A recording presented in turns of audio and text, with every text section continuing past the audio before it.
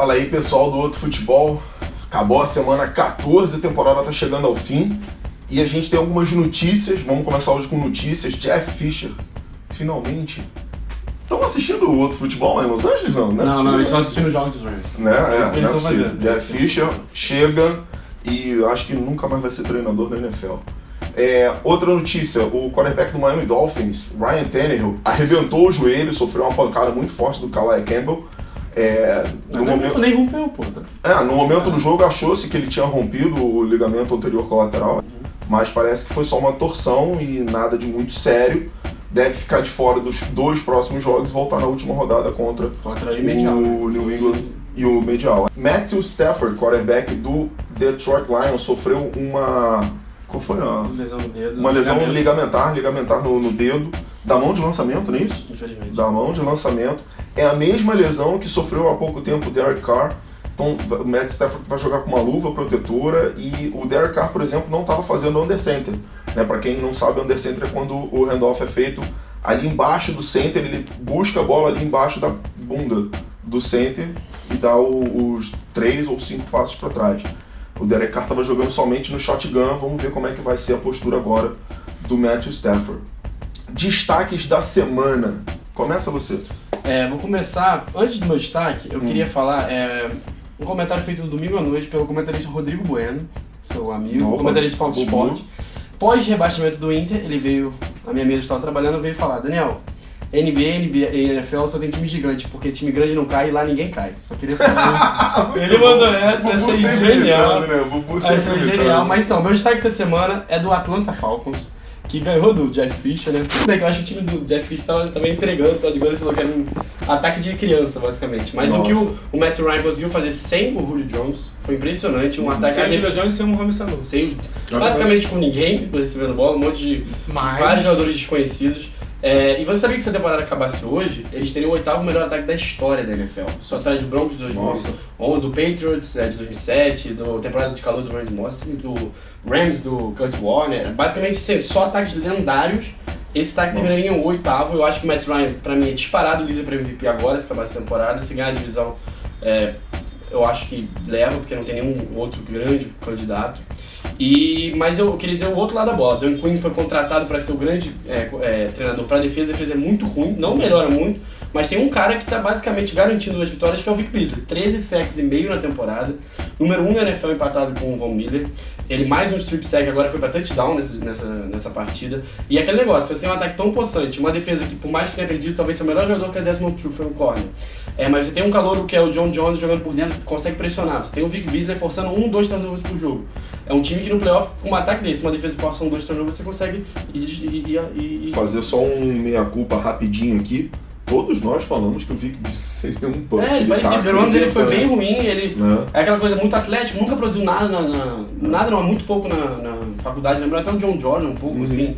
Era aquela aposta e realmente desenvolveu absurdamente para segunda temporada. Só um dado, o Matt Ryan nesse jogo tava com o seu principal wide receiver, o receiver mais efetivo da NFL, né? Que é o Taylor Gabriel, que tem 12.8 jardas por recepção e a melhor média da NFL. Isso é um dado. Se ele não tivesse no teu time do Fantasy, é a melhor média. Ele tá na semifinal do Fantasy, então ele tá bem.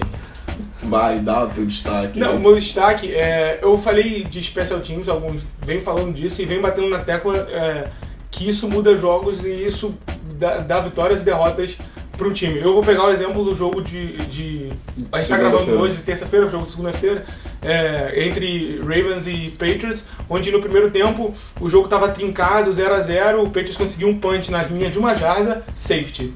Aí o Ravens foi trabalhar, foi um teco, foi na linha de 1 jarda e na jogada seguinte, safety. Sim, tá. E aí o Ravens pegou a bola, depois o Patriots não devolveu a bola, não pontuou, devolveu a bola pro Ravens, o Ravens foi, pum, e era pra chutar o field goal, na área de field goal, bloqueado o field goal. Então, são essas coisas que no primeiro tempo o special team do Patriots anulou praticamente o do Ravens. Um dado, acho que foi o primeiro field goal errado desse Tucker. Ele não errou nenhum, né? Ele não errou, né? Foi bloqueado, mas eu acho que ia, porque tava retinho, mas enfim.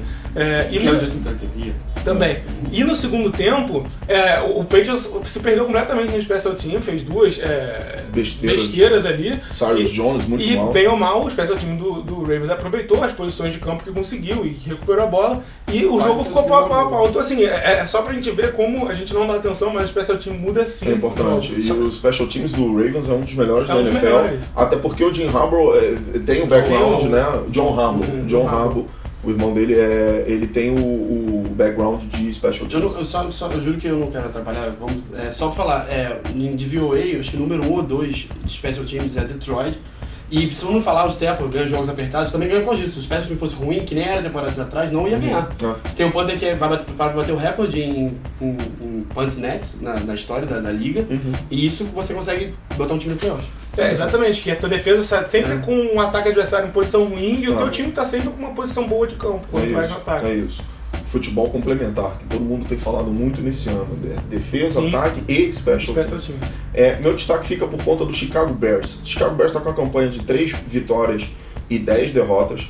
Tem ainda agora, no restante da temporada, Packers, Redskins em casa e Vikings em Vikings. Eu ainda escrevi em Vikings. Né? Terceiro pior time em pontos por jogo, com apenas 17. Segundo pior time em TDs aéreos, com apenas 14. O Bears tá muito mal. Tá muito mal. É horrível ver o Chicago Bears jogando. Tá sofrível. Só que lista. Jogadores lesionados do Chicago Bears. Brandon Boykin, cornerback.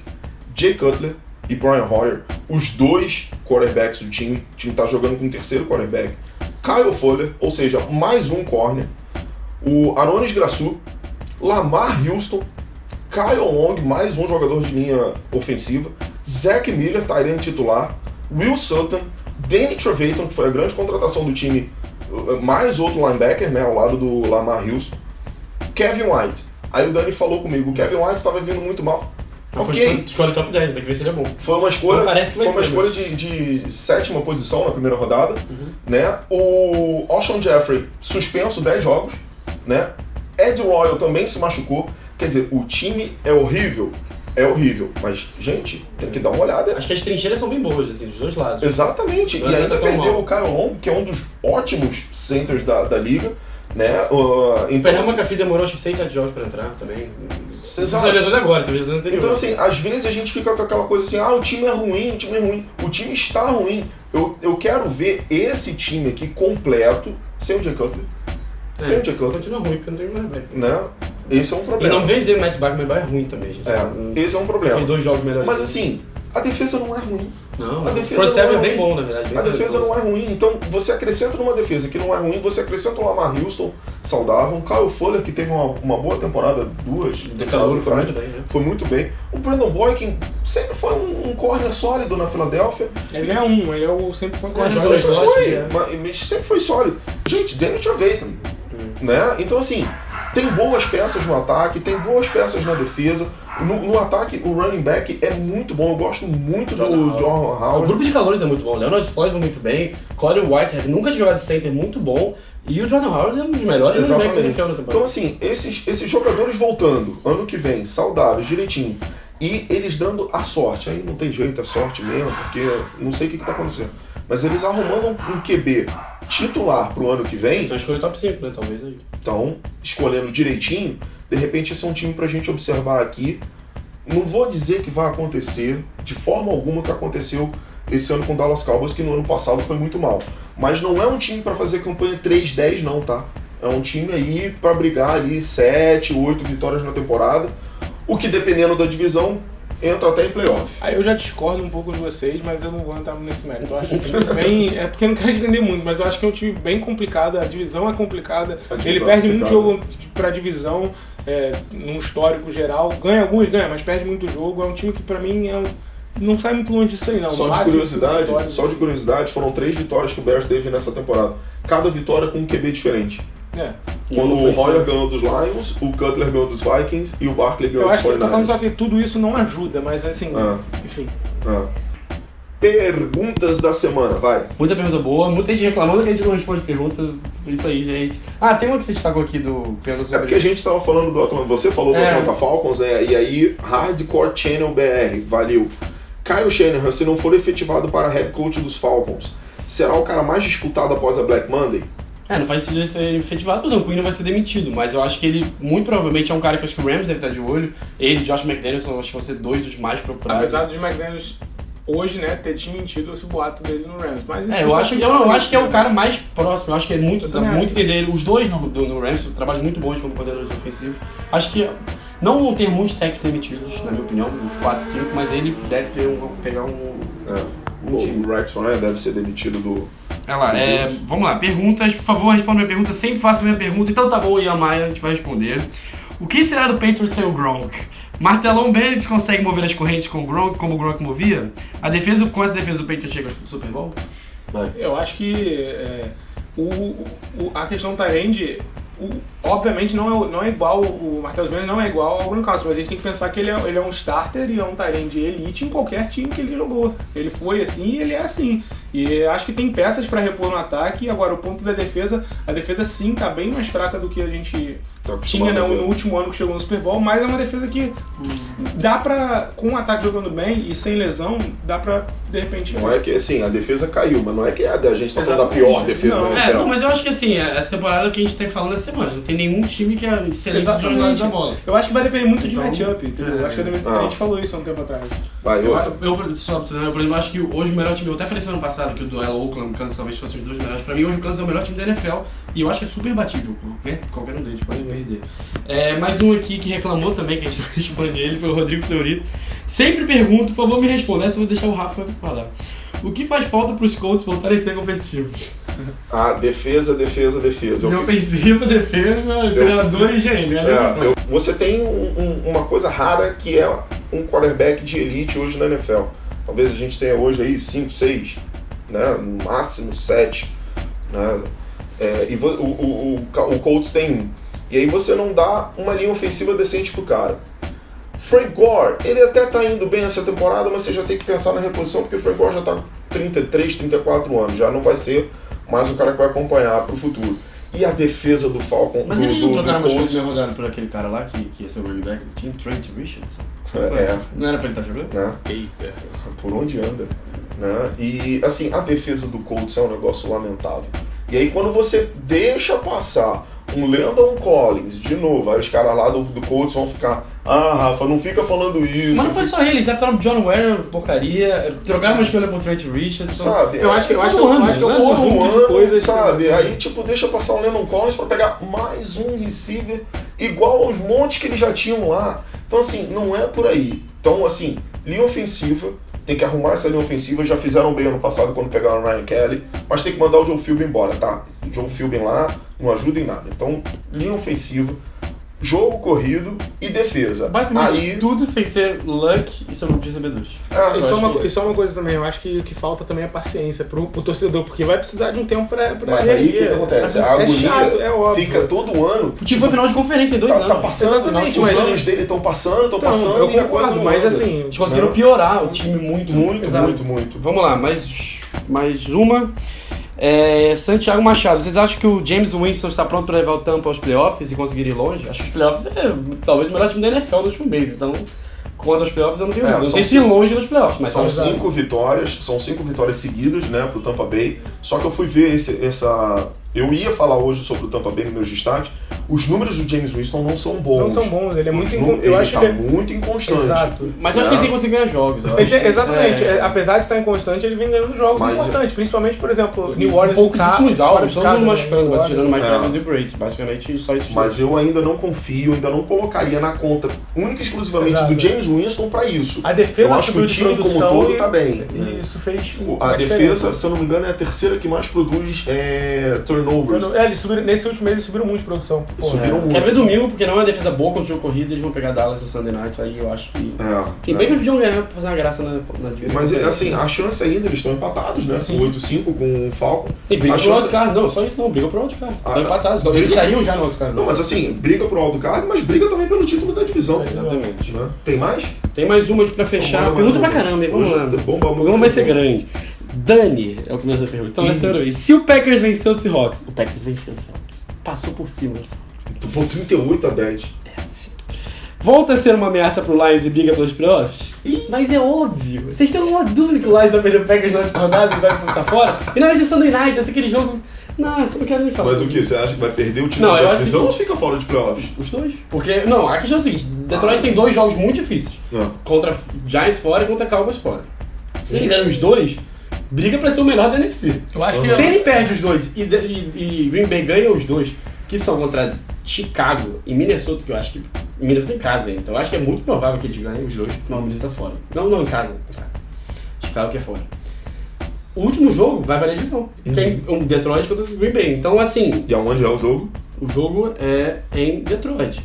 E se o juiz não atrapalhar aquele da última vez, até pode ser que Detroit ganhe. Mas, enfim, eu não sei mais o que esperar de Detroit também. Eu acho que Detroit não tem que pensar no Green Bay, tem que pensar no aberto, tá em aberto. Eu acho que pra você ganhar de Green Bay é trocar tiroteio mesmo. Ou o que o Detroit provavelmente não vai conseguir fazer é correr com a bola. O Detroit tem ganho diferente. O Detroit sabe que tem uma defesa ruim, então esse jogo que o Detroit não corre, o Detroit passa 5 jardas o tempo todo, parece Kansas City. Sim. Então a defesa fica fora de campo. A estratégia do Detroit é muito boa esse ano, inclusive. E eu acho que contra o Green Bay tem chance. Eu acho que qualquer jogo o Detroit pode ganhar, mas pode perder qualquer um também. Então é ruim responder isso, você responder. Isso é isso. Eu vejo todos os jogos de Detroit, mas não consigo responder. Beleza.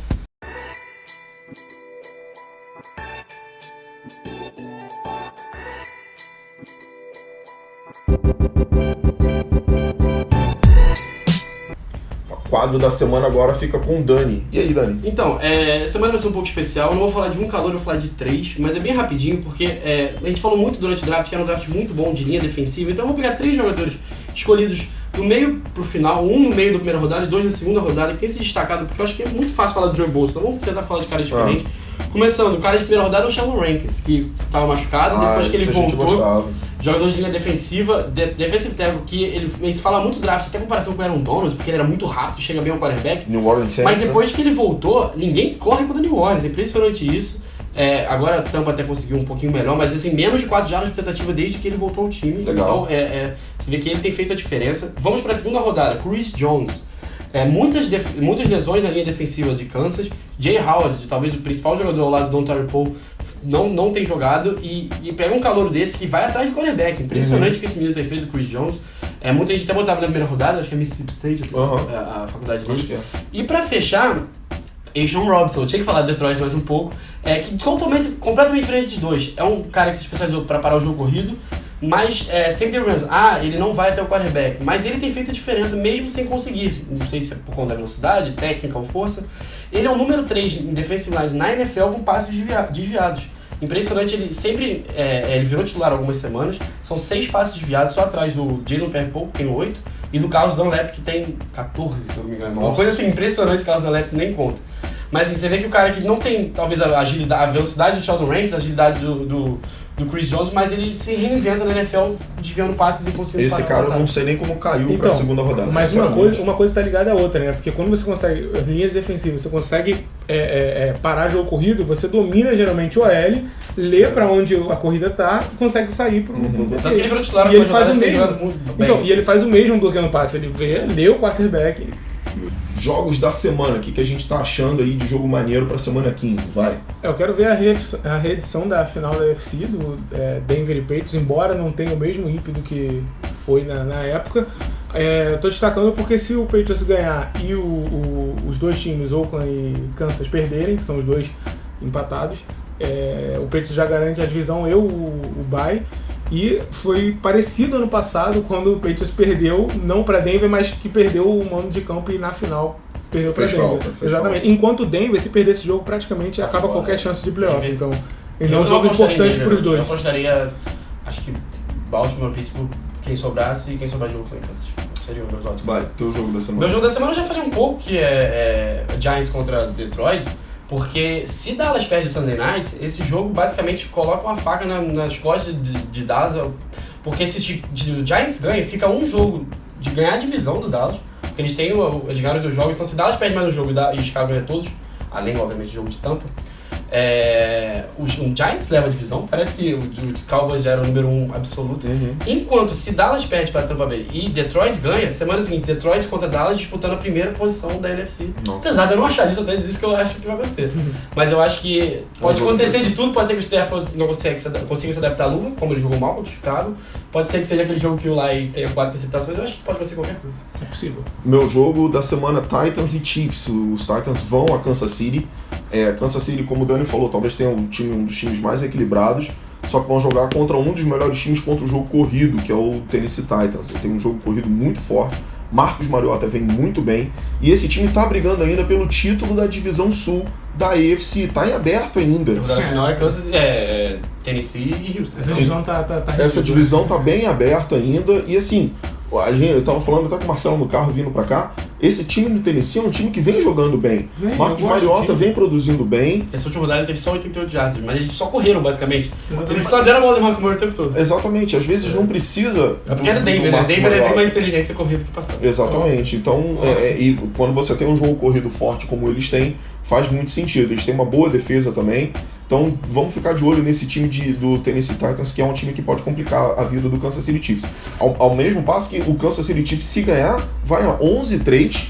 Dependendo desse resultado do jogo do Patriots, é um time que pode brigar até pela first seed da AFC. Né? Então é um jogo com bastantes implicações aí para playoff. É um jogo bem interessante. Então é isso, galera. Chega por hoje. O programa foi longo, foi comprido, mas a gente falou bastante coisa. Então é isso, galera. A gente fica por aqui. Semana que vem a gente está de volta. Espero que vocês continuem curtindo a nossa página no Facebook, facebook.com/outrofutebol. A gente também está no Twitter. Todas as nossas promoções. Cheio de promoção lá, participem. Tem galera comprando ingresso pro Super Bowl. Cara, entrem lá no superingressos.com.br, usem o código do OF que o Pedrinho vai colocar aqui na descrição embaixo do vídeo. A galera tá comprando ingresso pro Super Bowl com desconto do OF, olha que maneiro. É muita grande desconto, quase R$1.000 eu tava fazendo as contas de dia. Dá um bom dinheiro.